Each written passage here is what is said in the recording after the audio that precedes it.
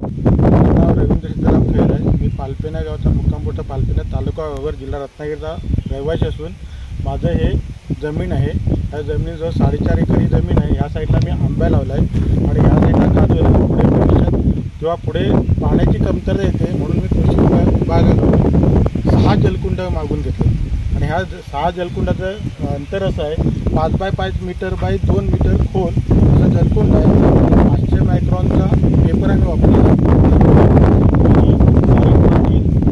500 मायक्रॉनचा टार्पोलिन वापरला आणि हे जलकुंड आम्हाला कृषी विभागाकडून भेटलेलं आहे आणि हे पुढे आम्हाला पुढच्या वर्षी 2025 सालाला हे आम्ही जलकुंड घेतले आणि मे महिन्यात पाण्याची जेव्हा कमतरता होईल तेव्हा आम्ही हे पाणी आमच्या काजूला आणि या आंबा बागेला लावू शकतो आणि ह्याचं चांगलं फायदा आहे।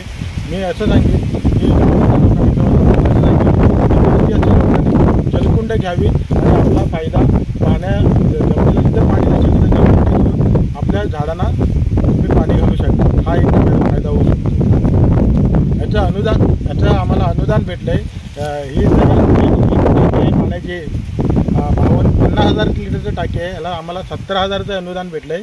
याच्यामध्ये पेपर आहे जवळजवळ अर्धा आणि खोदाईचा खर्च असा मिळून 17,000चा खर्च आला आणि हा आपल्याला गव्हर्नमेंट देते।